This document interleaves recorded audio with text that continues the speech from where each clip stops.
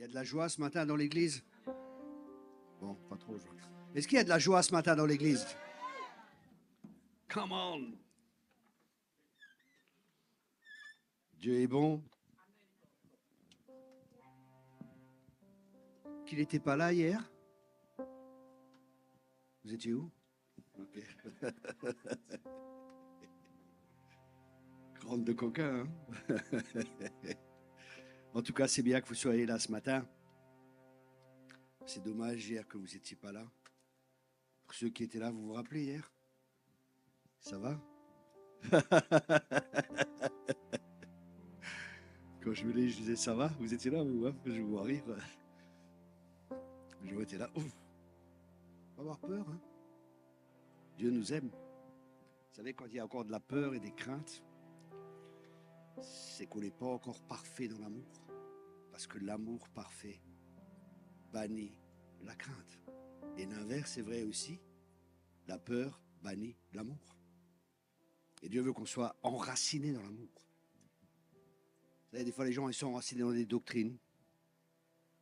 Mais Dieu veut qu'on soit enraciné dans l'amour. Les doctrines, c'est important, hein, parce que la Bible a dit qu'il y a la sainte doctrine. Et une sainte doctrine, écoutez bien cela, une sainte doctrine nous conduit toujours à la sainteté. Et je répète cela, une sainte doctrine nous conduit toujours à la sainteté. Et c'est important les doctrines, parce que les doctrines vont nous amener à ce que nous croyons. Et notre croyance est importante.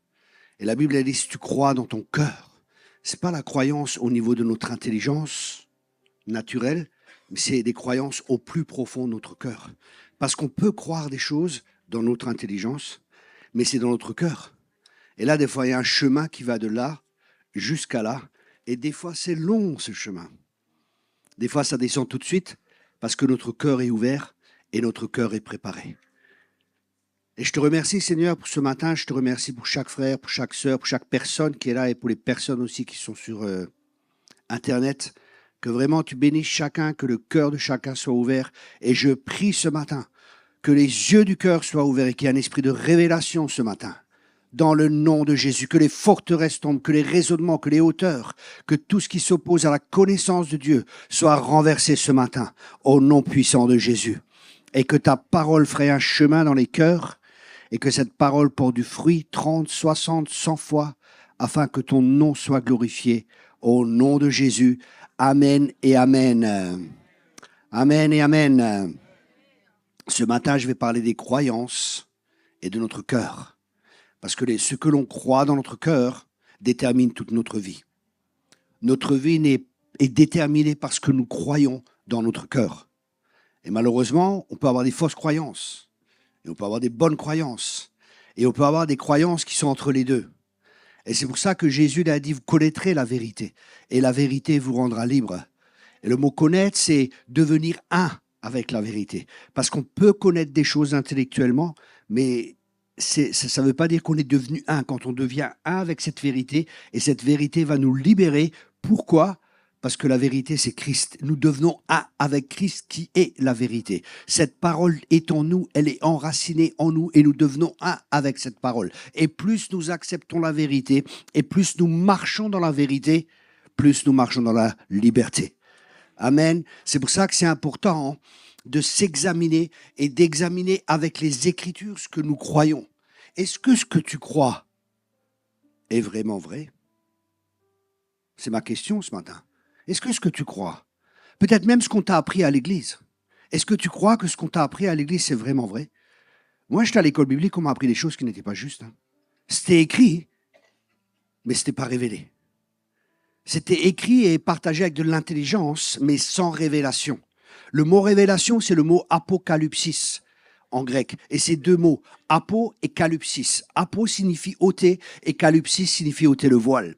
Ça signifie quand tu reçois une révélation, d'un seul coup, tu commences à voir quelque chose qui était toujours là, mais tu ne le voyais pas parce qu'il y avait un voile qui était là. Et quand la révélation vient, le voile est ôté et tu commences à voir quelque chose. Waouh! Mais c'était toujours là. Hier, j'ai parlé de la justice de Dieu. Et c'est dans la Bible depuis qu'elle a été écrite, quoi. Mais moi, je ne voyais pas. Et alors, on m'a enseigné sur la justice. Je me disais, purée, c'est space, ça, quand même. J'arrive pas à comprendre. Et d'un coup, un jour, j'ai eu une révélation de la justice de Dieu.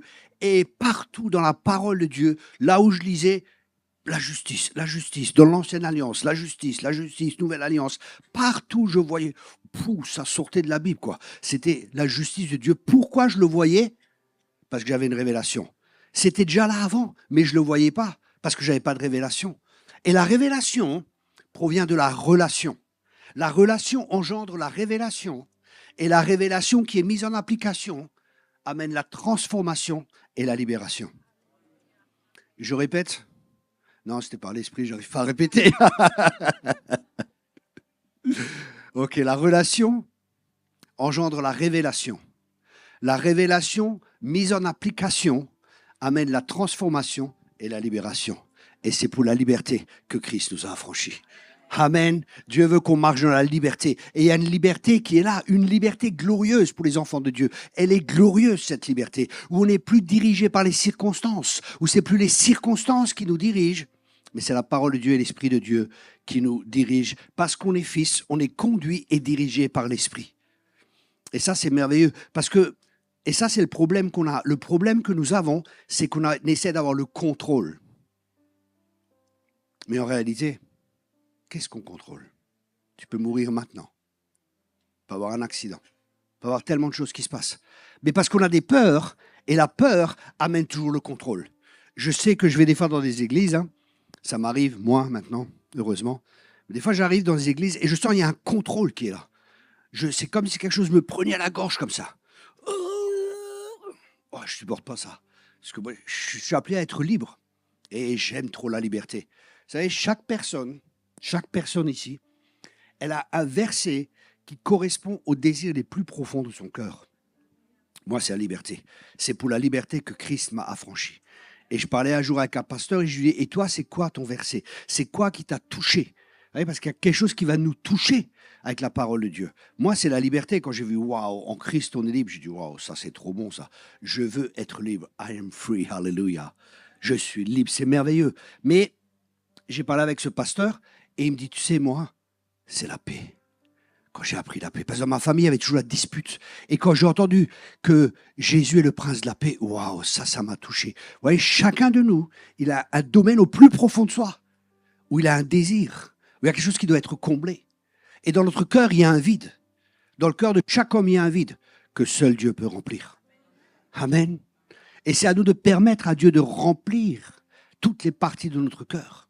Parce que la Bible, elle dit, garde ton cœur plus que toute chose, car de lui proviennent les sources de la vie. Garde ton cœur. C'est à nous de garder notre cœur. C'est pas Dieu qui va le faire pour nous. Ce mot garder, c'est comme un gardien devant une porte, parce qu'il y a des portes dans notre cœur, des portes d'entrée. Ce que nous voyons et ce que nous entendons sont des portes d'entrée pour notre cœur. Qu'est-ce que tu regardes et qu'est-ce que tu écoutes? C'est très important, parce que ça va rentrer dans ton cœur et ça va créer quelque chose dans ton cœur. Parce que l'homme est tel que sont les pensées de son cœur ou de son âme. Ça veut dire que tout ce que tu penses et toute ta vie va être déterminé par ce que tu crois dans ton cœur. Et c'est pour ça que c'est important d'avoir la bonne croyance. Qu'est-ce que tu crois? Moi, je crois qu'il y a un avenir glorieux devant moi. Alléluia. Je crois que le meilleur est devant moi. Ah, je parlais de vous. Amen. Le meilleur est devant moi. Dieu a des projets de paix et non de malheur et un avenir plein d'espérance. Amen. Et ça, c'est un renouvellement de l'intelligence. Malheureusement, quand nous naissons, Dieu a prévu qu'il y ait des gardiens qui soient là. Et ça, c'est nos parents. Parce qu'un enfant, le cœur, il est ouvert. C'est comme un jardin qui est ouvert. Il n'y a pas de clôture, il n'y a rien. Et tout ce qu'on peut planter, il va le croire. Si vous ne croyez pas, c'est pour ça que les paroles sont importantes. Parce que la vie et la mort sont au pouvoir de la langue. Et si nous semons des paroles de vie, il y a la vie. Si nous semons des paroles de mort, il y a la mort. Si tu dis à un enfant, tu n'y arriveras pas, tu n'es pas beau, croyez-moi, qu'est-ce qui va se passer? Il va être détruit dès le départ. Et il faut que Dieu le guérisse, il faut que Dieu renouvelle les choses. Mais si tu vas réussir, tu es un champion. Alléluia. Et c'est important, le rôle des parents vis-à-vis des enfants, c'est très important. Qu'est-ce que tu dis? Parce que pour un enfant, les parents, c'est des personnes d'autorité. Et ce qu'ils disent, les parents, c'est la vérité. Les enfants croient les parents, ils croient les professeurs, ils croient les personnes à l'école et ainsi de suite. Ils croient cela. C'est pour ça que c'est important d'analyser et de permettre à l'Esprit de Dieu de sonder nos cœurs. Parce que le cœur est tortueux plus que toute chose et on ne sait pas ce qu'il y a dans nos cœurs. Mais l'Esprit de Dieu sonde les profondeurs de notre cœur et peut nous montrer les choses cachées, même au plus profond de notre cœur. C'est pour ça que nous devons être ouverts à ce que l'Esprit de Dieu veut nous montrer. Et si Dieu nous montre des choses qui ne sont pas en accord avec lui, qui sont en désaccord avec sa parole, qui sont en désaccord avec sa volonté, nous ne devons pas lutter contre cela. Par des raisonnements, par exemple, non mais c'est pas si grave, ou ainsi de suite. Mais parce que Dieu nous aime, il va nous révéler des choses. Il va amener des choses à la lumière. Et s'il amène ces choses à la lumière, c'est pour qu'on se débarrasse. On se débarrasse du vieil homme et on revêt l'homme nouveau par le renouvellement de notre intelligence. C'est pour ça que c'est tellement important. Vous savez, on est chrétien. Hein. Quand on se convertit, on a tout reçu pleinement en Jésus-Christ. Il y a tout qui est là. Dans notre esprit, tout est neuf. Mais le problème, c'est la cabeza. Mon ami du Venezuela, elle rit. C'est la tête. Vous savez, des fois, les gens ils sont là. Le diable, Urabashika Rabasakarabala Kiraba. Gina Lolo Brigida, Kirabasakarabala. Ils sont tous en train de combattre le diable. Mais des fois, il est entre deux oreilles. C'est ce qu'on pense. Quelles sont les pensées? Qu'est-ce que tu as comme pensée au plus profond de ton cœur? Parce que tes pensées, des fleuves d'eau vive couleront de votre sein. Notre vie, elle est déterminée par notre croyance. Notre croyance dirige notre vie. Qu'est-ce que tu crois? Et le problème qu'il peut y avoir, c'est que dans notre vie, nous pouvons avoir des blessures. Les douleurs et les blessures peuvent créer de mauvaises croyances en nous.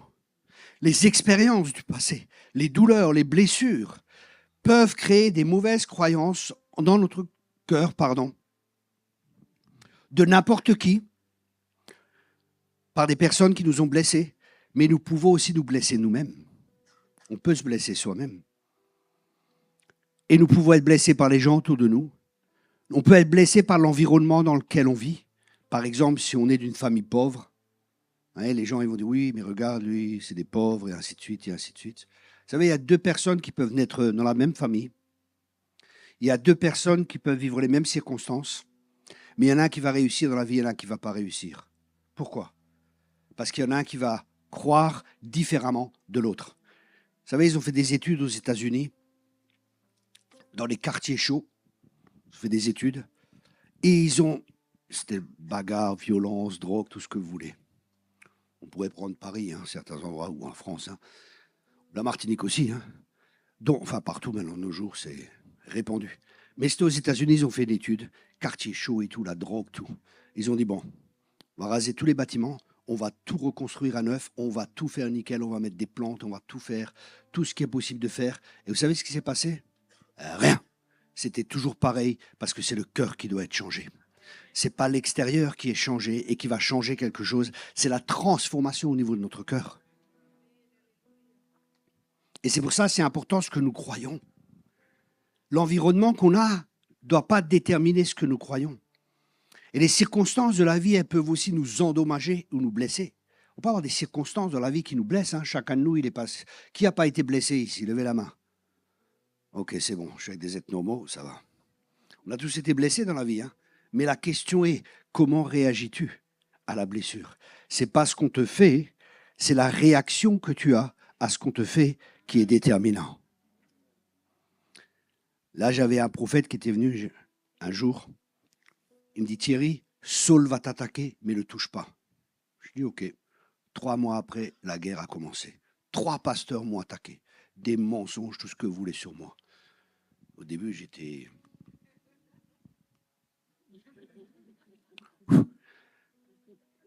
Vas-y, monsieur, qu'est-ce que tu veux? Je ne suis pas quelqu'un qui me laisse faire. Mais il a dit, ne les touche pas. Je dis, ok. Ah, j'ai fait les... Je pensais, je me disais, purée. Et c'est des pasteurs qui ont des grandes églises, qui sont connus. Hein. Je me disais, dimanche matin, je vais au culte.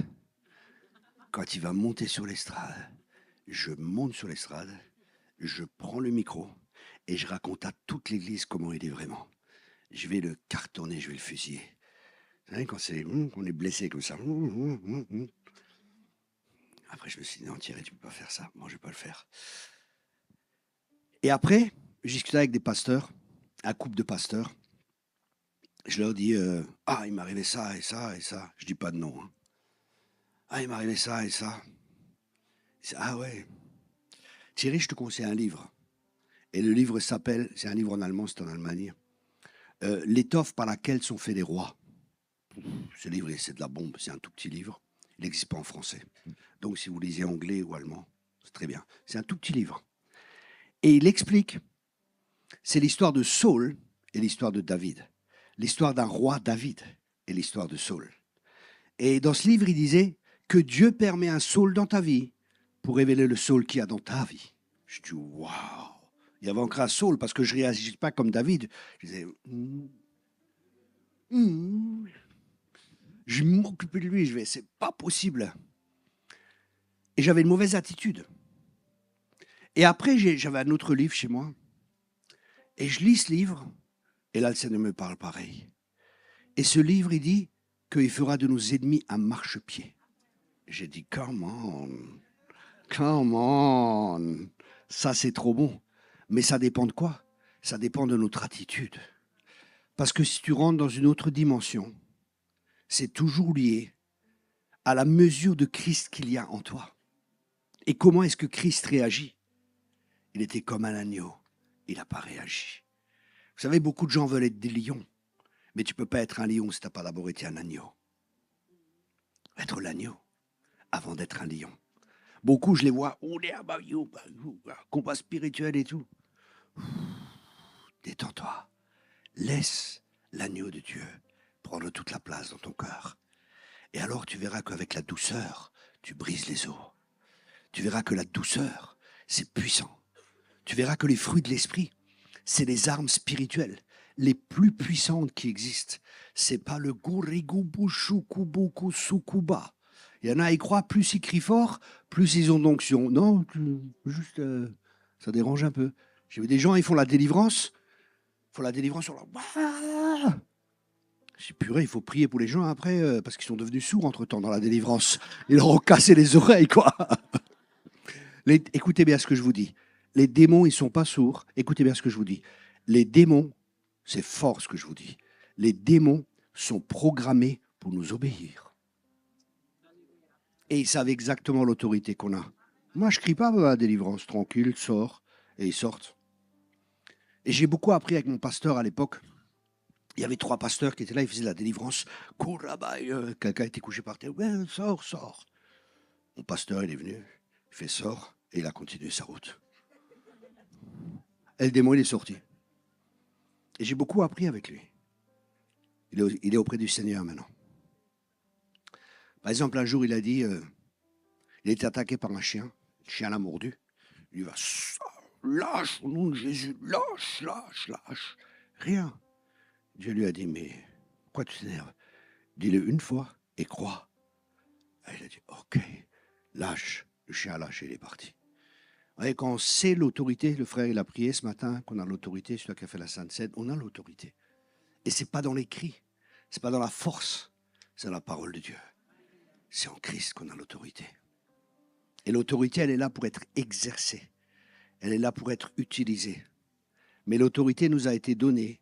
Elle ne nous a jamais été donnée pour l'exercer sur une personne. L'autorité nous a été donnée pour l'exercer sur le diable, sur les démons, sur les circonstances. Et on observe Jésus, on voit, il prend l'autorité sur les tempêtes et ainsi de suite. Prends autorité sur les tempêtes de ta vie. Vous savez, des fois, on s'attend à ce que Dieu fasse des choses, mais Dieu ne fera pas ce que nous avons à faire.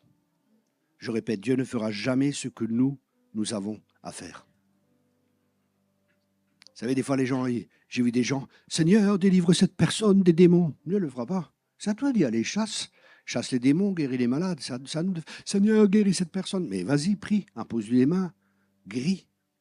Amen. Et c'est pour ça qu'on doit renouveler notre intelligence.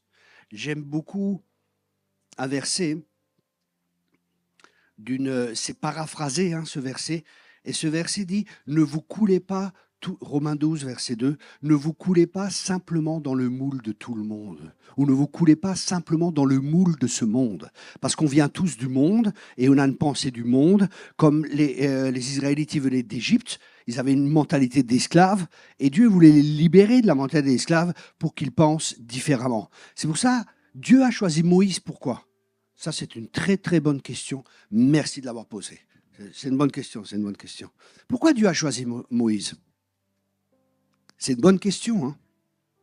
Dieu a choisi Moïse parce que Moïse n'était pas un esclave. Parce que Moïse a été élevé dans la cour du roi ou du pharaon. Il avait une mentalité de roi. Et parce qu'il avait une mentalité de roi, il pouvait sortir les gens de l'esclavage. Et comme nous étions esclaves des choses élémentaires de ce monde, et maintenant que nous sommes fils de roi, Dieu veut que nous pensions comme des rois, pour pouvoir agir comme des rois, et en agissant comme des rois, que nous ayons des résultats de rois. Et ça, c'est un travail que nous avons à faire parce qu'on vient tous du monde, on vient tous d'une certaine famille, on vient tous d'une certaine culture. Et c'est très intéressant parce que la culture de laquelle nous venons influence notre vie. Je suis allé dans 22 nations pour l'instant. Et je vois que dans chaque nation, il y a des cultures différentes. Et la culture, elle vient d'où? La culture est influencée par le culte que l'on rend à un dieu ou à des dieux. OK? Culture. Donc, selon la culture, selon le culte qui a été rendu à certains dieux, il y a une manière de penser qui est là. Et pour nous, nous devons rejeter les choses qui sont négatives de la culture, parce que des fois, il y a des bonnes choses, hein, mais nous devons rejeter les choses pour acquérir une nouvelle culture, et c'est la culture du royaume de Dieu, la culture des cieux. Amen. Nous devons penser différemment, voir les choses différemment. Parce que notre perception dirige notre vie. Tous les problèmes que nous avons sont des problèmes de perception. Je répète cela. Tous les problèmes que nous avons sont des problèmes de perception. J'ai des messages, hein, j'ai 6 ou 12 messages, je pense, sur ces choses-là. Vous pouvez regarder après. Là, je ne sais pas combien j'en ai. Hein. Mais c'est tellement important. Pour mieux comprendre, je vais vous donner un exemple. Par exemple, quand mon fils il était petit, il avait 4 ou 5 ans, il jouait avec une voiture. Et la voiture, elle est cassée. C'est un drame pour lui. La voiture a cassé, c'était terrible. Pour moi, ce n'était pas un problème. Pourquoi? J'ai pris la voiture, j'ai mis les roues ensemble. Ce n'était pas un problème, c'était réparé en 30 secondes. Mais pour lui, c'était un problème. Pourquoi? Parce qu'il a une autre perception, il a une autre manière de voir, il a une autre conception. Et nous devons penser aux choses d'en haut, chercher les choses d'en haut, la manière à laquelle Dieu pense. Et c'est une manière qui est différente de nous, parce que ces pensées ne sont pas nos pensées. Mais nous pouvons avoir ces pensées en nous alignant avec ses pensées. Et en nous alignant avec ses pensées, si nous pensons comme il pense, nous allons agir comme il veut qu'il agisse. Et nous aurons les résultats qu'il veut qu'il ait. C'est pour ça que Jésus, il a dit, je fais uniquement ce que je dois faire le Père. Et je dis uniquement ce que j'entends du Père. Et Jésus est notre exemple, Jésus est notre modèle. C'est possible pour nous aussi d'être dirigés et conduits par l'Esprit de Dieu. C'est possible d'avoir des révélations, parce que Dieu est un Dieu qui parle. Dieu n'est pas mort. Et alléluia. Il n'est pas mort. Il parle encore de nos jours et on peut encore avoir des expériences avec Dieu. C'est normal qu'il y ait des miracles. C'est normal que Dieu nous parle. C'est normal parce que nous sommes des nouvelles créatures. Nous ne sommes plus du monde, mais nous sommes dans le monde et nous devons plus en plus prendre conscience de qui nous sommes en Christ, des nouvelles créatures, les choses anciennes sont passées, voici toutes choses sont devenues nouvelles. Mais le problème, c'est que quand on s'est converti, notre cœur a été changé, mais les pensées n'ont pas encore été renouvelées.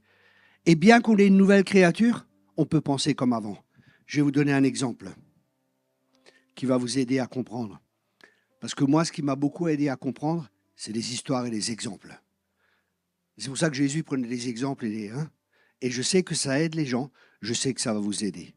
Il y a un aigle un jour, il avait des aiglons, et puis un des aiglons, il s'est perdu, quoi. Il était perdu, un petit aigle.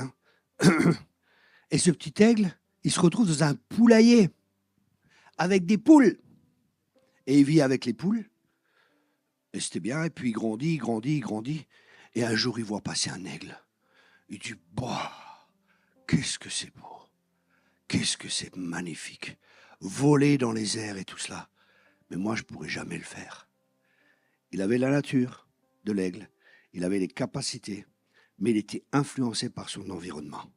Il était influencé par ce qu'il voyait. Il était influencé par la culture qui était là, par tout ce qui était là.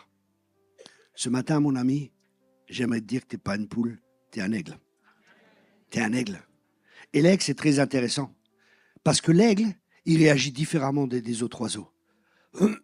Quand il y a une tempête, qu'est-ce qu'il fait l'aigle? Il se met sur un rocher et il observe. Il observe la tempête. Tous les autres oiseaux, ils se cachent. Lui, il observe la tempête et il observe le vent. Et d'un seul coup, il ouvre ses ailes et le vent l'aide à aller plus loin. Qu'est-ce que ça nous apprend à nous dans notre vie de tous les jours? Ne te cache pas qu'il y a les tempêtes. Si tu ne confrontes pas les problèmes et les difficultés, ils vont grandir. Confronte ton Goliath et n'aie pas peur. Et utilise les circonstances, utilise les opportunités, utilise les choses de la vie. Moi, Dieu m'a appris et m'a donné de la sagesse, gloire à Dieu. J'ai prié, je prie presque chaque jour, Seigneur, donne-moi de la sagesse. Au début, je ne savais pas gérer les finances. Comme je vous ai dit, j'étais proxénète, trafiquant de drogue, l'argent vite gagné, je dépensais vite, je faisais la fête. Je dépensais comme un malade, quoi. Je ne faisais pas action. Mais j'ai dû apprendre complètement tout changer dans ma manière de voir les femmes. Avant, les femmes, pour moi, c'était juste de la convoitise. Et je me rappelle, j'étais à l'église, je regardais les femmes, tranquille. J'étais chrétien, hein, mais ce n'était pas renouvelé encore. Et je regardais les femmes, oh là là, elle est bien, hein, oh là là. Et les pensées qui vont avec. Et les chrétiens me disaient, Thierry, mais tu peux pas regarder les femmes comme ça. Je dis, mais toi, tu es un malade, toi. Dieu, il a créé les femmes, elles sont belles, c'est pour qu'on les regarde. Hein. Qu'est-ce que tu me racontes? Non, mais tu peux regarder les femmes comme ça. C'est des forteresses que j'avais. C'était des forteresses, des blockhouses. Et un jour, je suis dans l'adoration et je vois Thierry Kopp, c'est-à-dire moi, marcher dans la rue et regarder les fesses des femmes. Je me suis mis à pleurer. Le Saint-Esprit m'a convaincu parce que j'avais une forteresse, j'avais besoin vraiment d'être convaincu par le Saint-Esprit. Je prie ce matin, messieurs, que le Saint-Esprit vous convainc. Et j'étais convaincu, je me suis mis à pleurer. J'ai dit, purée, mais comment faire maintenant? Et j'avais entendu j'ai demandé à un ami comment il faut faire. Il m'a dit, tu sais, la différence entre la convoitise et l'amour, c'est que la convoitise, c'est l'esprit de l'enfer. Et l'amour, c'est l'esprit du ciel. La convoitise prend, l'amour donne. Alors, au lieu de penser à prendre, prie. Quand tu vois des belles femmes, tout ça, prie que le Seigneur les bénisse et les garde, et ci et ça. Oui, c'est comme ça qu'on peut être libre. Je vous remercie, messieurs, d'avoir écouté cela. Et je vous remercie de le mettre en pratique. Merci beaucoup. Je sais que ça ne vous concerne pas, c'est pour ceux qui sont là. Hein, vous qui êtes... Ok. Ça va? C'est bien calme ce matin, c'est bien calme. Et voilà, l'aigle, qu'est-ce qu'il fait? Il va utiliser les circonstances. Et nous, pareil, les circonstances, elles ne sont pas là pour nous détruire. Dieu utilise aussi les circonstances. Parce que le but de Dieu, c'est important pour nous de comprendre que le but de Dieu, c'est de former Christ en nous. Et moi, ça m'a béni justement que ces frères, ils m'ont attaqué. Ça m'a béni. Parce que ça m'a permis d'entrer dans une autre dimension. Mais pour que je puisse entrer dans cette autre dimension, il fallait que ma mentalité soit changée, que mon attitude change vis-à-vis des personnes qui m'attaquent. Bénissez vos ennemis. Oh, là, tu as besoin de Jésus. Hein. Bénissez vos ennemis. Mais c'est ce que la Bible, elle dit. Et si tu commences à bénir tes ennemis, je commence à prier pour eux. Et après, je me rappelle, j'étais dans une voiture et les gens, ils écoutaient la louange de cette église, de ce pasteur qui m'a fusillé, qui m'a cartonné. Et les gens disaient, alors, qu'est-ce que tu penses de la louange? Ah, je dis, ouais, c'est bien. Et le pasteur, tu connais? Je dis, ouais, je connais. Et qu'est-ce que tu en penses? Je dis, ouais, il y a des bonnes choses, hein, il y a des bonnes choses. Et je citais toutes les bonnes choses, vous voyez? Et en faisant ça, l'ennemi n'a pas de prise. Et on met du charbon ardent sur la tête. Et peut-être un jour, il va entendre, les gens vont dire, ah, Thierry Kopp, il dit que du bien de toi, et ci, et ça, et ça. Ah, le gars, cassé.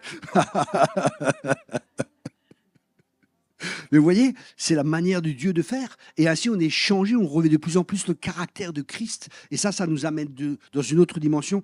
Et c'est ainsi que Dieu fait de nos ennemis un marchepied. Et un marchepied, ça te permet d'entrer dans une autre dimension.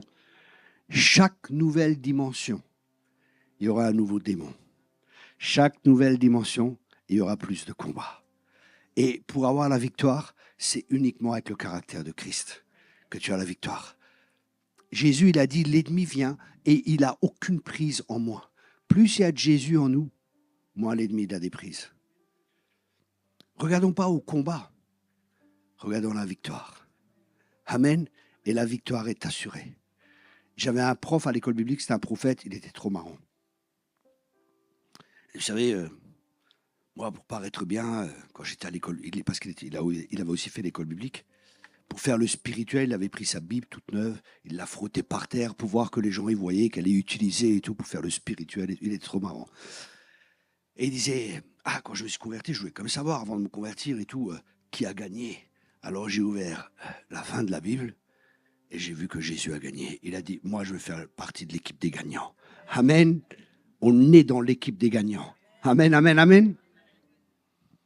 Nos croyances sont vraiment très importantes et nos croyances déterminent toutes nos vies. Les traumatismes de la vie peuvent causer des blessures majeures dans notre être intérieur ainsi qu'à notre corps. Et on ne peut pas réparer des fois les problèmes, on peut les confronter. Ce que tu ne confrontes pas, ça grandira. Cependant, parfois les blessures sont tellement profondes qu'elles sont niées, refoulées ou mal gérées. Vous savez, moi, des fois, j'ai un processus, des gens me blessent, je dis, oh, c'est pas grave. Et quelques temps plus tard, oh purée, je suis en temps de prière, et ça remonte, quoi. J'étais vraiment blessé, mais je ne me rends pas compte. Je dis, oh, c'est pas grave, je pardonne, et puis voilà. Mais ça m'a quand même affecté profondément. Mais des fois, on ne se rend pas compte. Parce qu'on a des fois mis des processus en place pour se protéger. Peut-être, si on a le temps, on verra ça plus tard. Et Dieu veut guérir les blessures afin que nous soyons libres. Les expériences de la vie, aussi bien chroniques qu'intenses, nous enseignent sur le monde et déposent dans nos cœurs des croyances qui sont des fondements cachés de notre compréhension. Et on analyse tout à travers cela. Je donne un exemple. Une femme, par exemple, elle a été violée par un barbu. Imaginez-vous, la nuit, il est 11h, il fait nuit et tout. Elle se promène dans la rue toute seule et il y a un barbu qui arrive en face. Qu'est-ce qu'elle va penser? Automatiquement, tout ça. Pourquoi? Parce qu'elle est affectée par ça. Elle est affectée et ça a créé des blessures. Et elle va tout analyser à travers les blessures de son cœur. C'est pour ça que Jésus est venu pour guérir les cœurs brisés. Il est venu pour nous restaurer. Et c'est important de permettre à Dieu de faire son travail à l'intérieur de nous. C'est important Moi, je vais en relation d'aide. Là, mardi, j'ai un rendez-vous avec mon ami. C'est un prophète qui a 40 ans de ministère, 72 ans, même plus de 40 ans de ministère. 72 ans et tout. Et je vais avoir un tête-à-tête avec lui, un entretien. Et parce que Dieu m'a donné 3 rêves et il m'a montré des choses du passé que je n'étais pas conscient. Et là, je vais aller avec lui, on va faire un travail. Dénicher, non. On peut nettoyer encore plus. Nettoyez vos cœurs, dit la Bible. Vous voyez? C'est pas parce qu'on est un ministère qu'on est arrivé.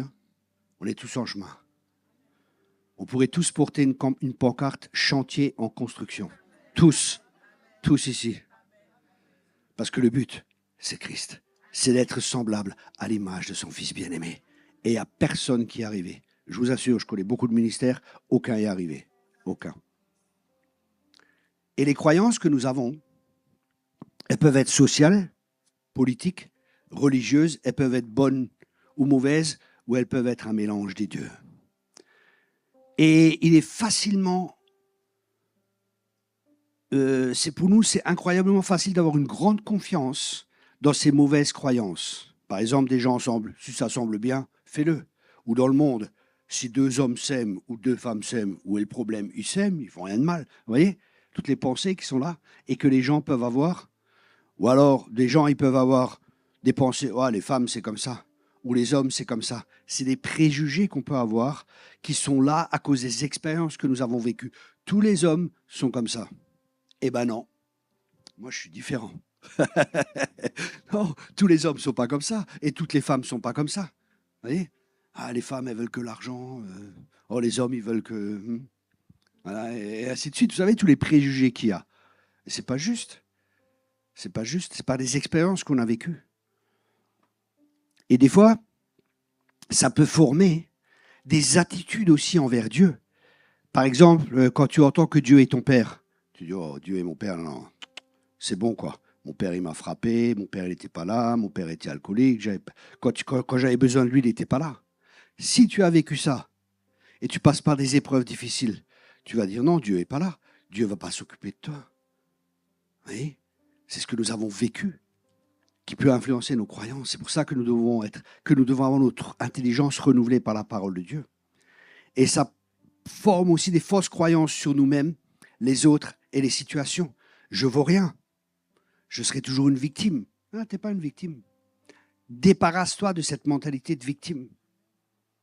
Tu es l'architecte de ta vie. Je répète cela. Tu es l'architecte de ta vie, tu n'es pas une victime. Être mature, c'est être responsable. Prends ta vie en main.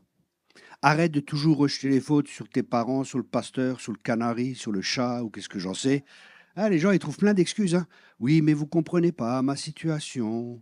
C'est parce que, je ne sais pas, je suis né là-bas, ou parce que je suis né de telle famille, ou vous ne comprenez pas. Arrête de faire ton Calimero, là, c'est bon. Hein. Personne de même. J'ai un jour un ami comme ça, faisait de la relation d'aide avec une personne. La personne me dit, vous savez, moi, Dieu, il ne m'aime pas. Et par révélation, il a fait ça. Je ne dis pas qu'il faut faire ça tout le temps. Hein. Tout ce qu'on fait, c'est par l'esprit. Et la personne a dit, oui, Dieu ne m'aime pas. Il dit, purée, donnez-moi votre nom et prénom. Ah, il donne son nom et prénom. Donnez-moi votre adresse aussi. Je dis, mais pourquoi vous voulez mon adresse aussi? Elle a dit, écoutez, je voyage beaucoup et je vais annoncer à tous mes amis et à tout le monde qu'il y a une personne sur Terre que Dieu n'aime pas. Oh, oh, oh, oh. Et là, elle a été convaincue. Oui, c'est quelque part, moi, Dieu m'aime pas, mais Dieu aime tout le monde, mais moi, non. Vous voyez? Des fois, ça peut être de l'orgueil. Des fois, ça peut être des blessures. Il peut y avoir plusieurs choses qui font et qui affectent nos croyances. Et elle s'est repentie. Gloire à Dieu. Et ces croyances, c'est des croyances profondes. Et elles ne sont pas toujours faciles à identifier. Mais pourtant, elles peuvent affecter notre comportement et nos attitudes. Elles sont souvent trahies par nos discours dans les temps difficiles. La pression amène les choses à la lumière. Vous savez, vous avez un tube comme ça, il n'y a rien marqué dessus. Vous pensez c'est du dentifrice, hein, dentifrice rouge, vous mettez dessus, commencez à vous brosser les dents, oh purée, c'est du harissa. Mais la pression révèle les choses. Et dans notre vie aussi, quand il y a la pression, vous voyez, là, par exemple, il n'y a pas de finances. Hein, dans un problème, par exemple, il y a un problème financier. Ah, mais Dieu ne pourvoit pas, puis on commence à pleurer, ça ne va pas, et ci, et ça.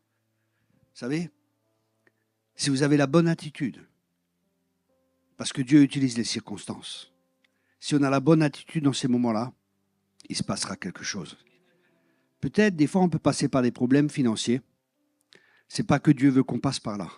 Mais Dieu va utiliser cela parce avec un but et un objectif. Et ce but, ça sera quoi? Peut-être que tu apprennes à gérer tes finances. Peut-être que tu apprennes à gérer correctement tes finances. Mais ce que Dieu veut t'apprendre aussi, c'est une facette de lui. C'est qu'il est Jéhovah Jireh, celui qui pourvoit à tous tes besoins. Amen. Et après, quand tu es passé par ces expériences, moi j'ai connu Dieu de différentes manières. Au début du ministère, j'ai connu le Dieu du juste assez. Qu'est-ce que ça signifie? J'avais juste assez pour vivre, j'étais célibataire, je me rappelle. Et j'avais juste assez pour vivre, hein, et j'allais d'église en église, pas toujours de gloire en gloire, mais j'allais d'église en église. Purée, c'était radin des fois en France. Hein. Ah, c'était radin. Hein. Pas les gens, des fois c'était les pasteurs. Hein. J'ai vécu des histoires. Le pasteur qui on va prendre une offrande pour Thierry Kopp. Mon œil, oui. C'est vrai, hein, il y a plein d'amis à moi qui sont venus dans la ville où j'étais, dans une ville. Il fait des offrandes et tout. Et il me donne une petite offrande et tout. Mais vraiment, ça a payé juste le billet de train et tout. C'était tout au début de mon ministère. J'ai dit, Seigneur, le ministère, c'est fini, j'arrête. Mais il y avait plein de miracles, plein de guérisons, il y a plein de choses qui sont passées. Je dis, Seigneur, c'est bon, je retourne dans les affaires, le ministère, j'arrête, c'est bon. Il y avait des miracles, il y avait des guérisons. Et vous savez ce que Dieu m'a dit? Je t'ai jamais dit d'aller là-bas. Je dis, ouf, quelle leçon! C'était un pasteur voleur. Bah oui, puisqu'il a dit aux gens, on fait l'offrande pour Thierry et je sais pas, il m'a peut-être donné 10% ou je sais même pas. Bon, c'est son problème. Hein. Son problème devant Dieu. Mais vous voyez, et au début, j'avais juste assez. Et je me rappelle, j'ai rencontré ma femme et je l'ai amenée avec dans une église un week-end. Et à la fin, bah, je reçois l'offrande. Et elle me dit, combien t'as reçu d'offrande? Je dis, bah attends, attends. Elle me dit, avec ça, tu veux nourrir une famille? Je dis, ouais, t'inquiète pas, Dieu va pourvoir. Je suis l'homme de foi, moi, Dieu va pourvoir. Elle me dit, ah, Dieu va pourvoir. Bah, je veux voir ça. Je veux une bague pour le mariage avec des diamants. Oh. Je dis, bon Seigneur, c'est la femme que tu m'as donnée, c'est ce qu'elle veut, c'est ton problème, c'est pas le mien. Hein. Et puis voilà. Et j'avais pas de sous. Et Dieu a pourvu. Amen. Elle a eu sa bague et les diamants. C'est des faux. Alléluia. Non, c'est pas vrai. C'est pas vrai.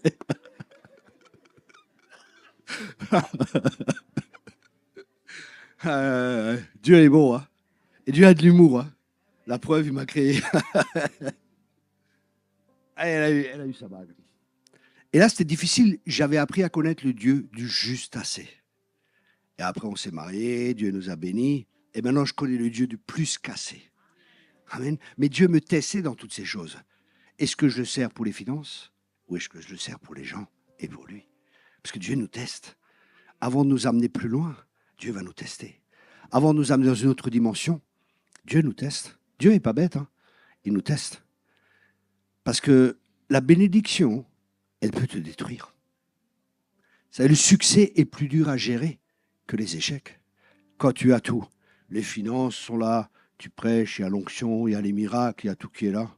Bah, c'est bon. Au bout d'un moment, tu n'as même plus besoin de Dieu, quoi.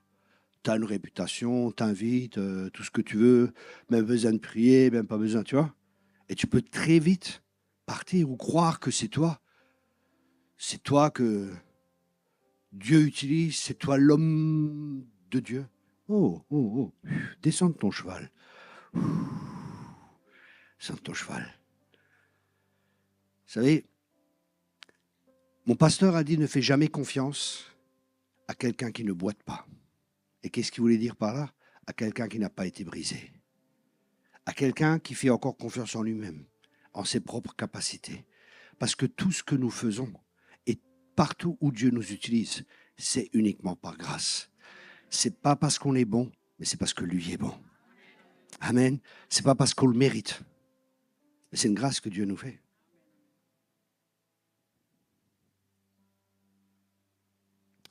Dieu va continuer à t'utiliser. Il va te donner ce que ton cœur désire. Mais j'ai cette parole dans mon cœur quand je t'ai regardé à l'instant. Marche humblement devant ma face. Et tant que tu marcheras dans une humilité devant sa face, tant que tu marcheras dans la soumission de son esprit, Dieu te bénira. Et Dieu fera grandir l'œuvre, au-delà de ce que tu peux penser et au-delà de ce que tu peux espérer. Mais marche humblement devant sa face. Ta femme est un soutien pour toi. C'est une femme de prière. Continue aussi à le soutenir. Parce qu'il y a des combats, des choses que peut-être tu ne vois pas ou tu n'es pas consciente. Mais continue à prier pour lui. Parce qu'un bat 1000 et deux battent 10 000. Et en même temps, Dieu va vous utiliser comme un couple qui est uni. Pour ça, prenez du temps entre vous. Et Dieu va vous utiliser aussi pour être un modèle pour l'Église, pour les couples qui sont dans l'Église. Parce que notre vie parle plus que nos paroles. Amen. J'ai encore un peu de temps? C'est bon? Jusqu'à 6 heures. Alléluia.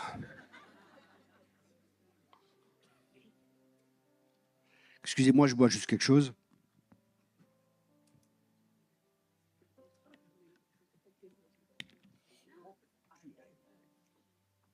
Mange, c'est coupé. Hier, ça m'est arrivé aussi. Merci. Hier, ça m'est arrivé aussi juste avant la prédication et c'est arrivé sur le pantalon. J'ai dit purée, j'espère que les gens ne pensent pas que.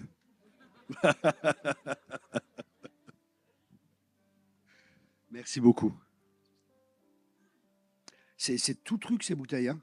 C'est dur à ouvrir et quand on appuie un peu. Merci beaucoup. Merci.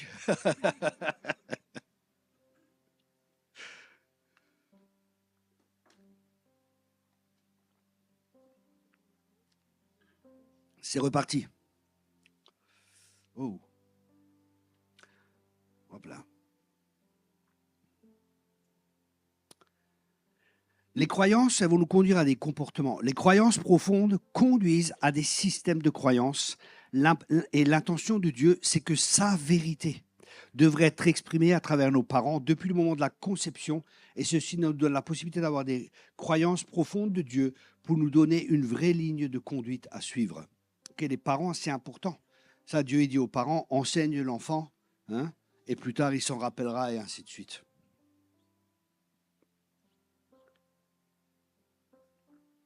J'ai déjà parlé de ça. Et nos croyances profondes, plutôt que notre pensée consciente, déterminent souvent nos actions et elles se développent depuis notre plus jeune âge. Elles deviennent ainsi des systèmes de croyances qui peuvent être si profondément enracinés dans notre intérieur que nous sommes coincés dans les voies du monde ou dans notre perception du monde, et pas plus. Il y a une étude qui a été faite, c'est un institut qui s'appelle George Barna, et il étudie la croissance, enfin c'est George Barna qui a créé cet institut et ça s'appelle Institut Barna, c'est aux États-Unis. Et ils font une étude sur la croissance des églises et sur l'Église en général. Et ils ont posé des questions aux gens du monde. Qu'est-ce qui est pour vous? Qu'est-ce qui est important pour vous? Quelles sont vos valeurs? Et quelles sont vos priorités? Et c'est très intéressant parce que les gens du monde, ils ont dit avoir une bonne famille, avoir un bon travail, avoir une maison, bonne retraite, bien manger, pouvoir aller en vacances et ainsi de suite. Et après, ils ont demandé aux chrétiens quelles sont vos priorités, vos valeurs, les choses importantes dans votre vie. Et vous savez quoi? Ils ont dit exactement la même chose. Alors que pour nous, cherchez d'abord le royaume de Dieu et le reste vous sera donné par-dessus. Nos valeurs déterminent notre vie. Nos valeurs, c'est comme un compas dans notre cœur qui va diriger notre vie. Et comme on vient tous du monde, nous devons nous débarrasser de ces choses. Parce que si on cherche d'abord le royaume de Dieu, Dieu nous donnera le reste par-dessus. Et croyez-moi, ça fonctionne. Croyez-moi, ça fonctionne. Hein. Vous savez, j'ai essayé. Hein. Je me rappelle, je suis parti de l'école biblique. J'avais fini l'école biblique et il me restait à l'époque 20 marks. En allemand, ça fait 10 euros. Je dis, bon Seigneur, il me reste 20 marks. Je mets 10 marks d'essence et il me reste 10 marks pour manger et ainsi de suite. Maintenant, on verra si ça fonctionne. J'ai d'abord cherché ton royaume et maintenant, je vais voir si ça fonctionne. J'ai utilisé tout l'argent dans l'école biblique. Voilà. Walou, c'est tout ce qui me reste. On va voir si ça fonctionne. Le soir, je vais dans une réunion. Il y avait une cellule qui était là. Je vais dans une cellule, tranquille. Je dis rien à personne, parce que entre moi et Dieu. Hein. Et à la fin, il y a le frère qui vient, qui dirige ça. Il me dit, Thierry, le Seigneur, il m'a mis à cœur de te donner ça. Il me donne une enveloppe. Je dis, merci beaucoup. Je prends l'enveloppe, je la mets dans la poche, on discute encore un peu. Et j'oublie. Et je rentre dans la voiture, je m'assois, je dis, oh mince, j'ai quelque chose. Je regarde l'enveloppe, j'ouvre l'enveloppe.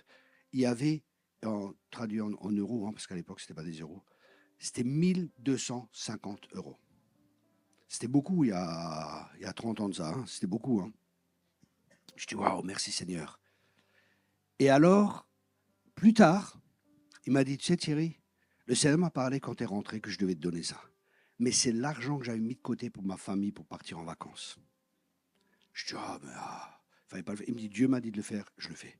Je dis, ok, on va faire l'offrande. Hein. Non, détendez-vous. C'est bon.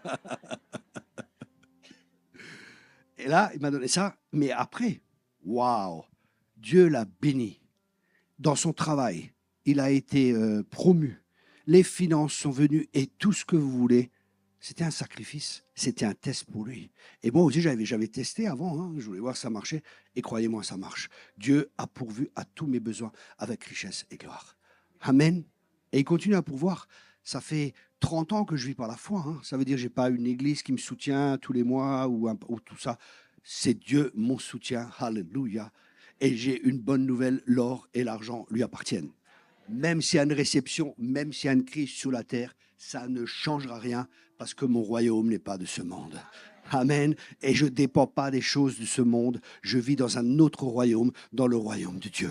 Et je suis dépendant du royaume de Dieu. Mais c'est bien. C'est pour ça qu'il dit, personne ne peut entrer dans le royaume de Dieu sans être né de nouveau. Et quand nous naissons de nouveau, nous entrons dans le royaume de Dieu. Mais ça ne veut pas dire que nous avons la mentalité du royaume de Dieu. Ça ne veut pas dire que nous pensons. Et c'est pour ça qu'il y a une repentance qui est faite. Certains se repentent assez pour entrer dans le royaume de Dieu, mais pas assez pour vivre les choses du royaume de Dieu. Do you understand me? Capito, comprende, verstanden? Merci beaucoup. Je ne sais pas comment on dit en créole. Merci beaucoup. C'est exactement ça.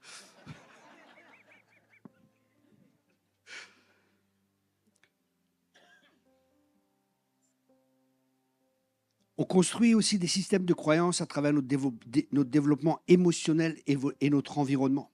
Ce développement émotionnel, commencé dès notre plus jeune âge, peut être bon, un mélange des deux, et ainsi de suite. Et c'est pour ça que tout faux système de croyance doit être mis à la lumière. Et c'est par quoi? Ta parole est une lumière. Quand on regarde la lumière, elle va éclairer les choses. Et Dieu va nous révéler des choses. Et aussi par l'Esprit de Dieu. Parce que l'Esprit de Dieu nous conduit dans la vérité. Et la vérité est tellement importante. Pour moi, la vérité, c'est important. Qu'est-ce que je supporte pas? Les faux jetons.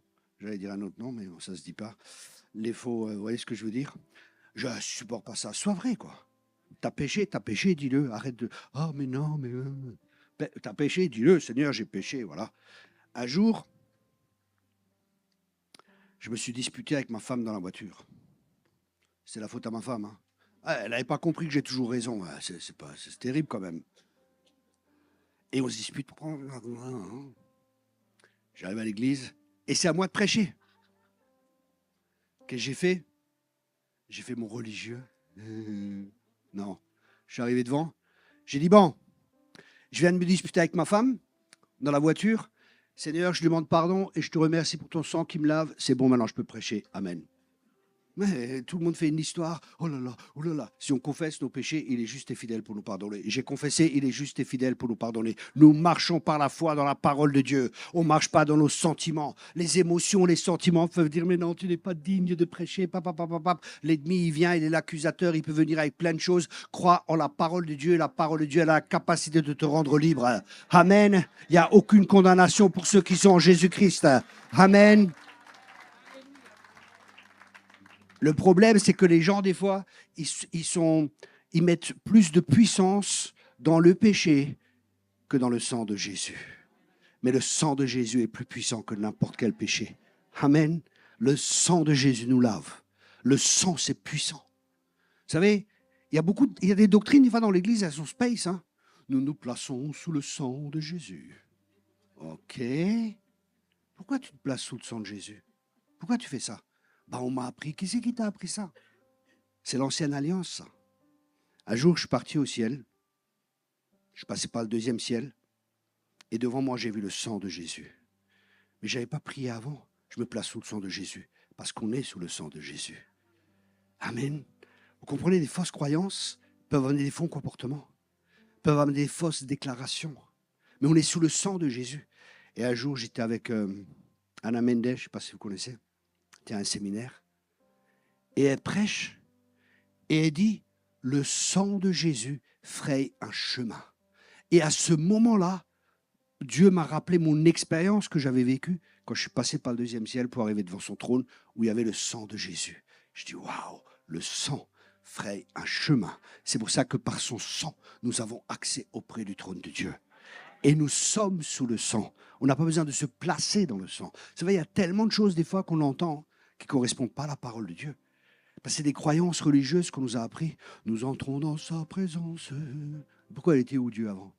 Il habite en toi, il est où? On rentre dans sa présence maintenant, frères et sœurs. Soyons sérieux. Non, mais le reste du temps, tu n'es pas sérieux alors. C'est juste à ce moment-là, quoi. Moi, je me rappelle, ma mère était catholique. Et elle se disputait avec mon père, pareil, dans la voiture. C'est d'elle que j'ai appris ça. Et ça, c'est un principe important, on revient dessus après. Et on arrive à l'église, enfin, devant la porte du bâtiment qu'on appelle l'église, parce que l'église, c'est pas... hein, l'église, c'est toi et c'est moi, c'est des personnes, ok? On est des pierres vivantes, mais bon, vous comprenez ce qu'on dit. Hein. On arrive au lieu, et ma mère et mon père se disputaient, et d'un seul coup, ma mère arrive devant la sainte porte de la sainte église, où il y a un saint homme. Et là, je la vois, elle passe la porte. Le miracle s'est produit. C'était un miracle. Elle a complètement changé. Je me suis dit, purée, la sainte femme. Oh là là. Mais juste avant... Hein? C'est terrible quand même. Hein? Sois vrai, sois naturel. David était vrai. Il disait, Seigneur, j'en ai marre. Seigneur, j'ai péché. Seigneur, cela. Et Dieu aime ça. Sois vrai avec Dieu. Oui, Dieu, tu sais. Non, mais arrête, sois normal. Soyez normaux avec Dieu. Amen. Soyez simple. Moi, je lui parle à Dieu comme c'est mon ami, c'est mon père, c'est mon Dieu. Je lui parle normalement. Et il me répond normalement. Il ne me répond pas hyper spirituellement. Il répond pour que je comprends. Les hyper spirituels, vous savez ça, ils font dans les églises. Ça, vous en connaissez comme ça? Le Seigneur m'a montré. Non, mais arrête, et t'as ta télévision, quoi. C'est bon comme ça. Ils ont toujours quelque chose, quoi. Le Seigneur m'a dit, le Seigneur m'a dit. Le Seigneur m'a dit, tu seras ma femme. Ok, mais je fais quoi avec mon mari et mes 4 enfants? Soyez normaux. Et oui, je reviens sur cela. Quand j'ai dit avec ma mère, justement, ça c'est très important. Je vais vous poser une question. Qui n'aimerait pas être comme son père ou comme sa mère? Levez la main. Soyez vrai. Bah oui. Levez la main. Ok. Les autres, non, okay. Qu'est-ce qu'a dit la Bible? Romains 2, verset 1 nous dit, qui es-tu, toi qui juges et qui fais la même chose? Est-ce que ceux qui ont levé la main, ou les autres aussi, hein, est-ce que vous avez jugé votre père et votre mère et vous remarquez que vous avez exactement les mêmes comportements qu'eux? Ça, c'est des choses qui ne sont pas toujours enseignées. Hein. Romains 2, verset 1, qui es-tu, toi qui juges et qui fais la même chose? Je connais des serviteurs de Dieu qui ont jugé des pasteurs qui sont tombés dans l'adultère. Quelque temps plus tard, ils sont tombés dans l'adultère parce que cette loi spirituelle s'est mise en place. Qui es-tu, toi qui juges et qui fais la même chose? Waouh! Rappelez-vous de ça. C'est pour ça, placez-vous devant Dieu après ou quand vous rentrez ou n'importe, parce qu'on n'a pas le temps, je vais continuer à enseigner, parce que l'enseignement est important. Placez-vous devant Dieu et demandez, Seigneur, où est-ce que j'ai jugé mon père, ma mère, ou j'ai jugé quelqu'un et je reproduis exactement la même chose que la personne. Parce que c'est des lois. Dieu a établi des lois spirituelles et ces lois, elles fonctionnent. Ne vous y trompez pas, on ne se moque pas de Dieu. Ce qu'un homme sème, c'est ce qu'il récolte. Ce que tu sèmes, c'est ce que tu vas récolter. Amen. Et on a tous des préjugés, des stéréotypes aussi. Et ça peut aussi créer des racines amères de jugement en nous. On peut avoir des racines amères. Et c'est intéressant parce que les racines, on ne les voit pas, mais on voit le fruit. Alors observe dans les circonstances comment nous parlons, notre comportement, notre manière d'être. Parce que bien qu'on ne voit pas la racine, mais chaque racine produit des fruits. Et on peut reconnaître la racine grâce aux fruits que nous portons. Comment sommes-nous quand on est dans la pression? Quelles sont les réactions? Comment agissons-nous? Observons-nous nous-mêmes? Voyons ou demandons à quelqu'un. Écoute, qu'est-ce que tu penses? Comment tu me vois? Comment tu me vois? Qu'est-ce que tu vois encore chez moi? Demandez à votre pasteur. Parce qu'un homme, c'est comme le fer. Le fer aiguise le fer. Et un homme aiguise un autre homme. Pour ça, des fois, des gens, ils changent d'église. Pourquoi? Parce qu'ils sont repris. Ils sont corrigés. Et il y a un niveau de sainteté dans lequel ils ne veulent pas vivre. Et quand ils sont là, ils sont convaincus de péché, de justice et de jugement. Et au lieu de se repentir, oh, l'église, elle n'est pas bien, le pasteur, il n'est pas bien, on va ailleurs. Hein, tu vas ailleurs, où ils jouent à carnaval, où je ne sais pas ce qu'ils font, où il y a des shows et tout ça dans l'église. Mais le Seigneur, il est devant la porte et il frappe à la porte de l'église. Je peux entrer? Non, mais il est dehors. Il dit ça à une église. Je frappe. C'est une église qui parle. Vous savez, il n'y a pas toutes les églises où le Seigneur, il y a l'approbation du Seigneur. Hein. Ici, il y a l'approbation du Seigneur, mais ce n'est pas toutes les églises. Il y a des églises où il n'y a pas l'approbation. Il y a des églises qui peuvent être très grandes. J'étais dans une église, une grande église, enfin grande, 400 personnes. Ah, la classe, l'église. Elle était classe. Le bâtiment, nickel chrome. Les sièges, c'est comme au cinéma, vous savez. Ah, des bons sièges, là. Vraiment bien, hein. Une belle église. 400 personnes pleines. Alléluia. Tu prêches, tu as 2 grands écrans sur les côtés où les gens te voient, tout ça. Tout nickel chrome. Et c'était en été, il faisait chaud. Et la porte de l'église était ouverte au fond. Et je suis comme ça, tranquille. Il y avait un orateur qui était là. Je suis allé à cause de l'orateur pour voir l'orateur. Et je suis là et je regarde à l'arrière et d'un seul coup, je vois un tourbillon comme ça. Vous savez, comme un truc de vent là. Je sais pas comment. Voilà. Merci beaucoup, madame. C'est exactement ce que j'ai dit. Vous avez entendu une tornade. Tornade. Une tornade. Et je vois ça devant la porte comme ça. Une tornade. Je dis, waouh, c'est quoi, Seigneur? Et le Seigneur m'a dit, ils veulent pas de moi ici. Ils veulent pas de moi ici. Une église qui veut pas le Saint-Esprit. Vous vous rendez compte? C'est grave. Il y a des églises qui ont des programmes et tout va bien. Il y a même de la croissance. Mais Dieu n'est pas là. Dieu n'est pas là. La parole n'est pas prêchée. Il y a juste des choses qui sont prêchées, qui chatouillent les oreilles des gens et qui leur font plaisir. Mais ce qu'on veut, c'est sa présence. C'est sa présence. Amen. C'est la présence de Dieu. Parce que là où il y a la présence de Dieu, il y a une différence.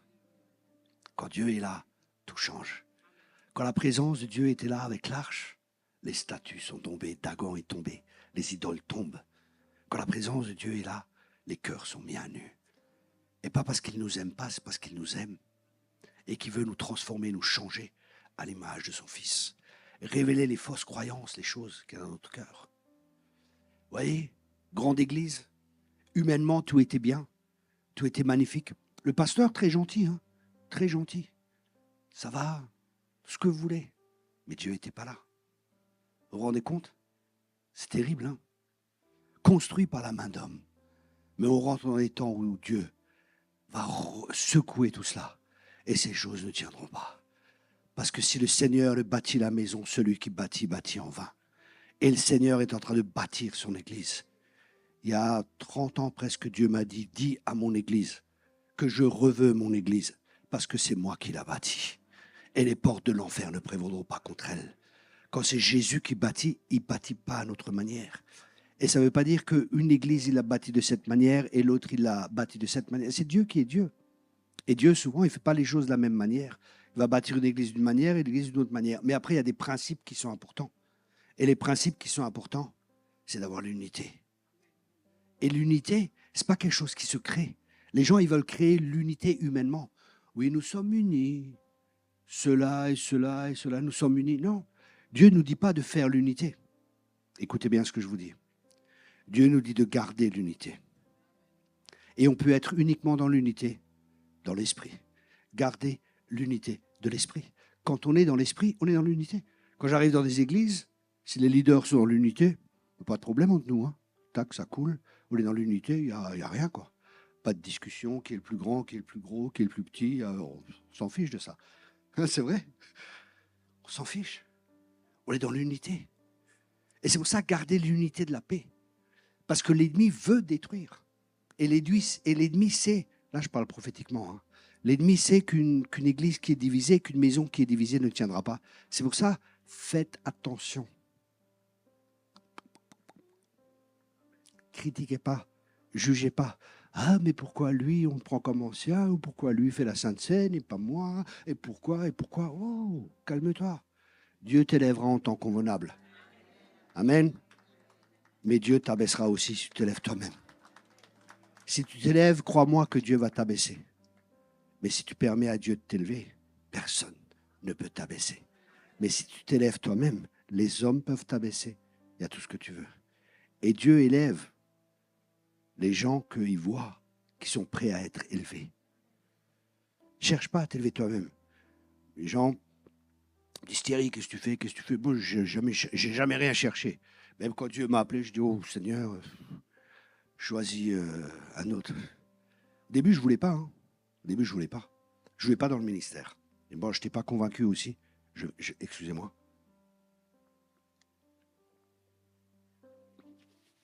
J'exerçais déjà, mais en même temps, j'avais un travail. Je suis dans les affaires, j'étais commercial. Ça se voit, hein, j'ai la tchatche. Et j'étais commercial et ça va, je gagnais bien. Et une prophétesse vient, elle me dit, Dieu t'appelle à plein temps dans le ministère. Dieu m'a rien dit, je ne vais pas y aller. Si Dieu ne me parle pas, je ne vais pas y aller. Purée. Et c'était vraiment une parole du Seigneur. Pendant 6 mois, j'ai rien vendu. Rien. Je gagnais rien. Il n'y a rien qui marchait, rien du tout. Je dis, bon Seigneur, je pense vraiment que c'est toi qui m'appelles, mais juste une chose. Le jour où je dois mendier, j'arrête le ministère. Ça fait 30 ans, je n'ai jamais rien mendié. Dieu a toujours pourvu à tous mes besoins. Mais je travaille. Vous savez, il faut aussi la sagesse, parce que c'est pas... Les gens, ils pensent, oui, Dieu va faire. Et allez, 16 livres j'ai écrits. J'ai les écoles bibliques, une école prophétique, une école comme ça, pour tout le monde, pour avoir des bons fondements, une école de guérison intérieure, et ainsi de suite. Je travaille, ça ne vient pas de rien. Vous voyez, ce matin, il y a un frère qui a dit un verset, hein, que celui qui est diligent, et ainsi de suite, de travailler, c'est important. Ça ne vient pas comme ça. Oh, Dieu va faire, Dieu va faire.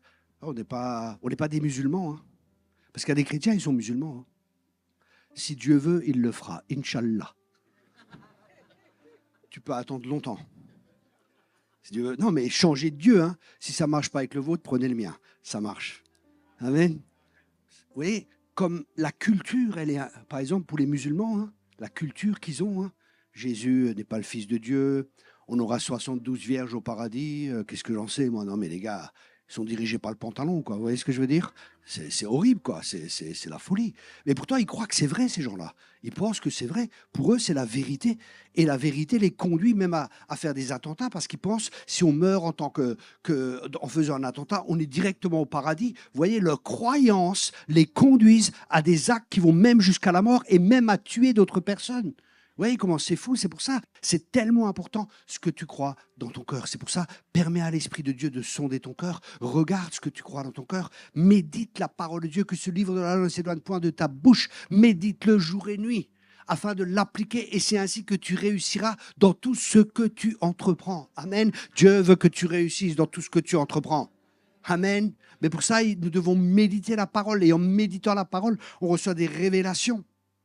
Il y a des choses qui vont changer, notre mentalité va être transformée. Il ne dit pas de lire la parole, il dit de méditer la parole.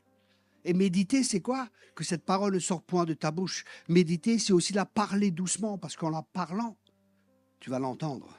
Tes yeux la voient, tu l'entends et tu la plantes dans ton cœur. Méditer, c'est peut-être se fixer sur un point, et chacun de nous médite. On médite tout le temps. La Bible nous dit jour et nuit de méditer, et on médite tout le temps, mais on n'est même pas conscient. Qu'est-ce que c'est que méditer? C'est penser, tout simplement. Et chacun de nous pense tout le temps. Enfin, je pense que vous êtes conscient que vous pensez tout le temps. C'est une révélation, là. Hein. Mais la question est, à quoi pensons-nous? That is a question. À quoi pensons-nous? Parce que ce que nous pensons, quand je suis sur ma couche, je pense à toi, Seigneur, disait David. À quoi pensons-nous? Et c'est ça qui va déterminer notre vie. Et la méditation, c'est tellement important parce que, vous savez, la méditation, c'est comme une vache qui rumine. Vous savez, la vache, quand elle rumine, ça déglutit, ça remonte, ça déglutit, ça remonte, elle prend de l'herbe, elle mange, ça descend, ça remonte, et ainsi de suite. Et qu'est-ce qui se passe à travers ce processus? Toutes les vitamines, toute la force, tout ce qu'il y a dans l'herbe, c'est extrait. Et c'est pareil pour nous avec la parole de Dieu, quand on médite toute la puissance de la parole de Dieu, parce que la parole de Dieu, c'est une semence, que cette semence s'ouvre, et que tout ce qu'il y a dedans, toute la vie qu'il y a dedans, elle se propage dans notre corps entier. C'est pour ça que la méditation est tellement importante. Et vous voyez, c'est intéressant, avant qu'ils entrent dans la terre promise, il a dit médite, et pour nous, c'est pareil. Plus on va grandir en Christ, plus on médite sur la vérité, plus on connaît la vérité, plus la vérité nous rendra libres. Quand la méditation amène la révélation aussi. Ça, regardez, maintenant, par exemple, quelqu'un va acheter un de mes livres. Très bon livre, hein, d'ailleurs. Être un disciple pour faire des disciples. Ah, tu achètes ce livre après? Moi, je vais manger tranquillement. Tu commences à lire parce que tu es passionné, quoi. Tu veux apprendre. Et tu lis, et tu lis. Mais il y a quelque chose que tu ne comprends pas. Donc, tu viens me voir, tu dis, écoute Thierry, qu'est-ce que ça veut dire ça et ça? Je dis, ok, il n'y a pas de problème, je t'explique. C'est merveilleux, je suis là. Avec la Bible, c'est pareil. L'auteur, il est là tout le temps. Et tu peux tout le temps lui demander. Et tout le temps, il veut t'enseigner. Amen. Parce que c'est le Saint-Esprit qui nous enseigne toutes choses. C'est le Saint-Esprit qui nous révèle les Écritures. Parce que la parole de Dieu a été écrite par l'Esprit de Dieu. Amen. OK. Il me reste 3 minutes. Dieu peut faire des miracles. Vous vous rappelez hier soir? Ça va? Quand je disais ça va, les gens étaient là. Je le sentais sur leur chaise. J'espère qu'ils ne me voient pas. Ah, j'ai prophétisé sur les gens hier. J'ai pris un temps prophétique. Et dès que pour ceux qui n'étaient pas là, hein, en fait, vous étiez où? Non. Ceux qui n'étaient pas là. Et dès que je m'approchais, je voyais les têtes. Je ne suis pas là. Seigneur, l'enlèvement, c'est maintenant. C'était vraiment ça. Hein? OK. Allez, merci Seigneur pour tous les bien-aimés. Merci Seigneur pour tous mes frères et toutes mes sœurs. Merci Seigneur que chacun ici a de la valeur. Merci Seigneur que tu as des projets de paix. Au-delà de ce que les gens pensent. Alléluia. Tu peux faire au-delà de ce qu'on peut penser. Et tu veux nous amener plus loin, dans d'autres dimensions, Seigneur. Et aide-nous, Seigneur, à renouveler notre intelligence par ton esprit. Aide-nous à penser comme tu penses pour que nous puissions agir comme tu veux que nous agissions, afin que nous obtenons tout ce que tu as prévu pour chacun de nous. Dans le nom de Jésus. Merci, Seigneur. Merci, Saint-Esprit. Merci, Saint-Esprit, pour ta présence. Alléluia. Je vais voir si je reçois quelque chose. Si je reçois rien, je reçois rien. Parce que c'est poussé par le Saint-Esprit qu'on prophétise. C'est inspiré par le Saint-Esprit. Donc j'écoute. Alléluia. Ça va, ma sœur? Ça va? OK. Je t'ai vu avec une couronne sur la tête. Vraiment une reine, une princesse. Et Dieu va t'utiliser pour le combat spirituel. Mais il y a des choses encore qui vont guérir dans ton cœur. Notamment, il va amener de la douceur. Parce que les armes, dans ce combat, c'est les fruits de l'esprit, en premier. Et il y a des circonstances qui sont là, qui ne sont pas faciles. Et toi, tu résistes et tu combats. Tu combats charnellement parce que tu n'es pas quelqu'un qui se laisse faire. Et tu combats avec tes propres armes. Mais le Seigneur te dit, dépose tes armes et prends mes armes. Parce que mes armes sont puissantes. Et ce n'est pas par la chair que nous combattons, mais c'est par l'esprit. Dieu veut que tu déposes simplement ces armes. Tes armes à toi. Tes habitudes par lesquelles tu réagis aux circonstances. Et que tu apprennes. Et que tu deviennes l'agneau. Afin que lui, l'agneau, si tu deviens l'agneau, le lion en toi pourra se manifester. Mais à sa manière. Pas une manière humaine. Pas une manière charnelle. Mais par la douceur. Par les fruits de l'esprit. Et c'est là que l'ennemi sera renversé. Amen.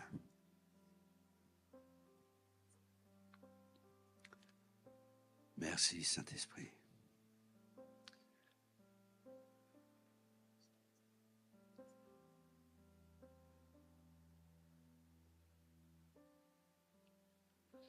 Merci, Saint-Esprit.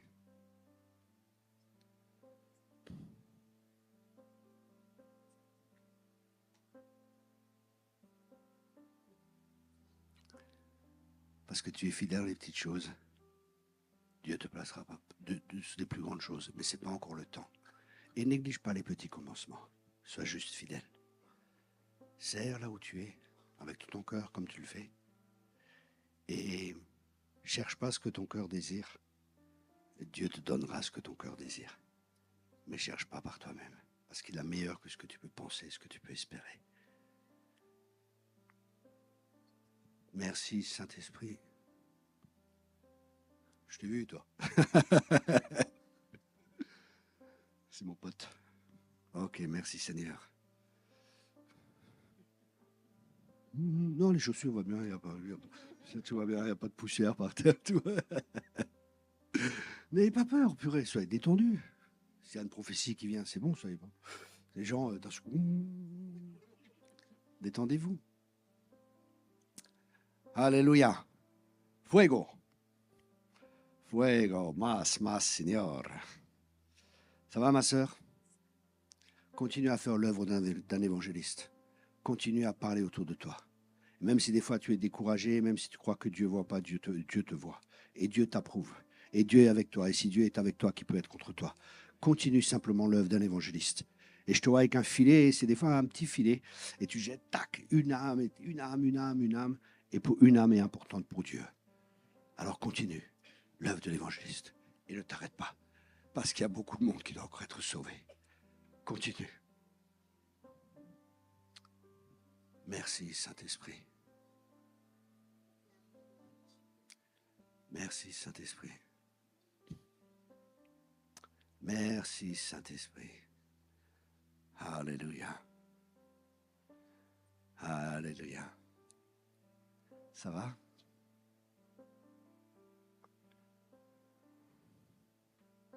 Ça va, mon frère? C'est marrant parce que quand je vous ai vu au fond de la salle, il y a ce verset qui est venu dans mon cœur, les derniers seront les premiers. Les derniers seront les premiers. Alors, croyez pas que vous êtes mis à part. Dieu ne vous a pas oublié. Vous faites partie de la famille. Et Dieu ne vous a pas oublié. Et vous êtes les bienvenus. Et que Dieu vous bénisse abondamment. Et n'oubliez pas, les derniers seront les premiers. Amen.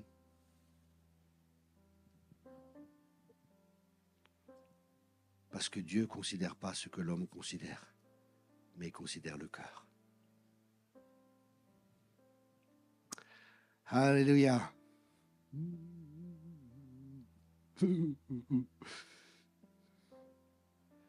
Ok. Merci Saint-Esprit. Merci Saint-Esprit. Merci Seigneur.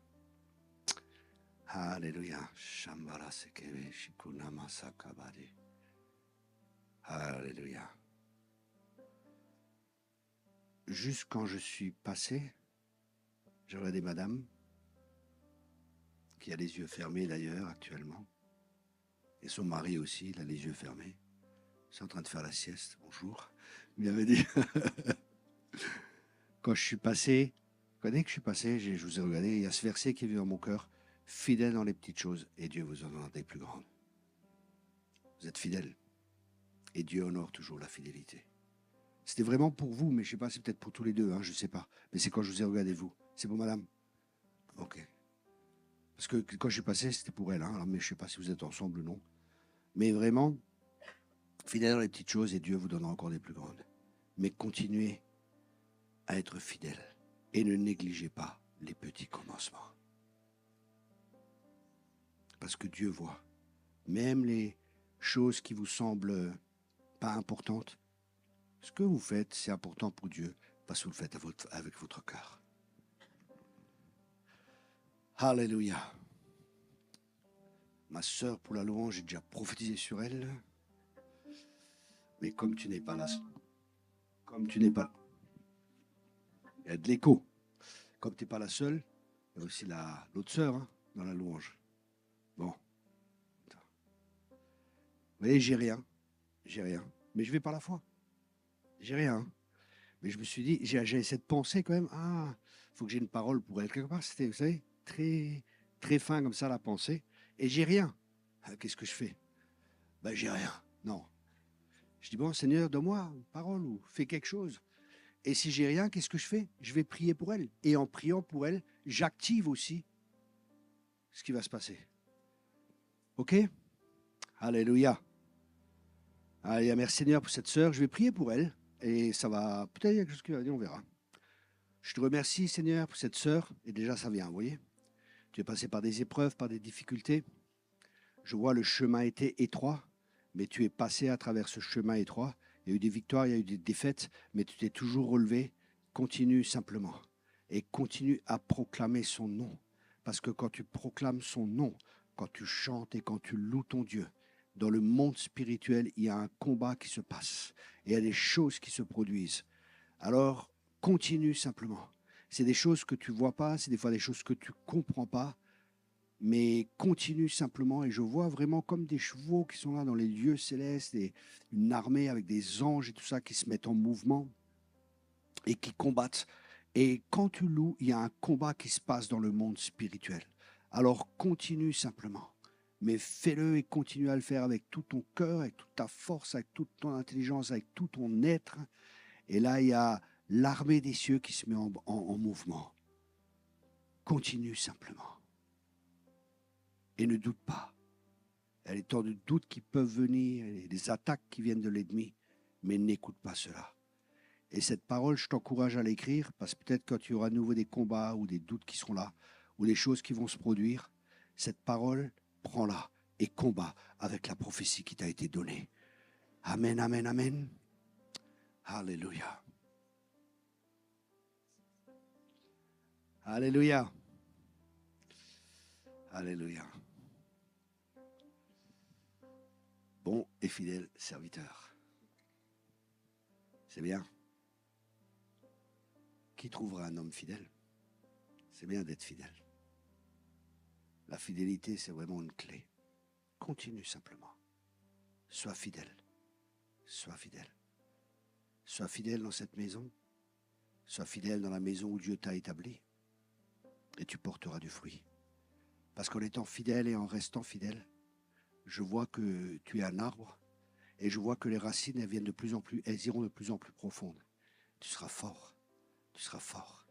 Et une des clés pour ta vie, c'est la fidélité, c'est de rester là où Dieu t'a planté. Ça te permettra d'avoir des racines qui seront profondes. Et aussi, médite la parole de Dieu. Parce que heureux l'homme qui se confie en l'Éternel. Il est comme un arbre planté près des courants d'eau. Et ses racines, elles vont loin dans l'eau et il portera du fruit tout le temps. Alors prends aussi cette parole. Et Dieu, plus tard, va te faire la grâce aussi de partager sa parole. Parce que tu auras plongé tes regards et ton cœur dans la parole. Et Dieu, à travers sa parole, il va te transformer. Et quand ce sera le temps, tu partageras sa parole. Amen. Ça correspond, pasteur, le frère? C'est bon? Nickel. Je suis prudent, hein? Parce qu'on peut se tromper. Sois fidèle, frérot. Amen. Ça va? On a encore une minute? Vous savez, quand j'étais jeune dans le ministère, je dis qui veut une prophétie? Oh, tout le monde a levé les mains. Je dis, ah bah, c'est bon, il y a trop de personnes, j'y arrive pas. Un jour aussi, j'étais invité chez des cathos. 60 personnes dans une salle. Et pareil, je dis qu'il n'a pas le baptême du Saint-Esprit. Tout le monde lève la main. Et c'était une salle, c'était petit, hein. 60 personnes, tout le monde lève la main. Je dis, bon Seigneur, j'ai un problème. Bon, au nom de Jésus, soyez baptisés. Tout le monde a commencé à chokoraba. Ils ont tous prié en langue. Tout le monde a commencé à un truc de fou. Enfin, normal, quoi. C'est pas un truc de fou, c'est un truc normal. Mais Dieu agit. Crois simplement et tu verras la gloire de Dieu. Si vous ne redevenez pas comme des petits enfants, vous ne pouvez pas voir le royaume. Ok, merci Seigneur. Merci Seigneur. Quand tu es passé, quand toi tu es passé là, avec la chemise blanche, la classe et tout, j'ai ce verset qui est venu dans mon esprit. Renouvelle ton intelligence, prends du temps à renouveler ton intelligence et permets à l'Esprit de Dieu de faire ce travail parce que je vois qu'il y a encore quelques forteresses qui sont là, que Dieu veut abattre. Parce que tu es quelqu'un qui raisonne beaucoup. Tu penses beaucoup et tu raisonnes beaucoup. Mais ne t'appuie pas sur ta raison. Appuie-toi sur le Seigneur de ton cœur. Et tu verras que des fois, tu essaies beaucoup de comprendre les choses avec la tête. C'est pas mauvais, hein. Dieu veut aussi. Mais il y a des choses spirituelles, elles peuvent uniquement se comprendre spirituellement. Et c'est Dieu qui va t'enseigner des choses spirituelles. Parce qu'il y a aussi un appel de Dieu sur ta vie. Mais ce n'est pas encore le temps. Il y a un appel, mais ce n'est pas le temps encore. Il y a un temps de préparation. David était appelé à être roi. Mais avant qu'il soit couronné roi, il y a les tests. Et ça a duré des années. Alors ne précipite pas les choses. Sois patient et Dieu t'élèvera en temps convenable. Amen. Amen et amen. Bon, je crois que j'ai bien travaillé, ou le Seigneur à travers moi. Je suis donné à fond. Merci en tout cas pour l'accueil. Merci beaucoup au pasteur et à la pastoresse, je ne sais pas comment on dit, Madame la pasteur, à Karine. Karine. Merci beaucoup, Karine. Merci à tous pour votre accueil et pour votre ouverture. Et c'était vraiment un plaisir de vous servir. Soyez tous abondamment bénis. Merci beaucoup. Merci. Amen. Je bénis le Seigneur parce que c'est vraiment l'unité. Parce que exactement ce qui a été porté, c'était exactement, voilà. L'Esprit de Dieu a décrit parfaitement les personnes et les situations des cœurs. Donc nous bénissons le Seigneur pour ce qu'il a fait.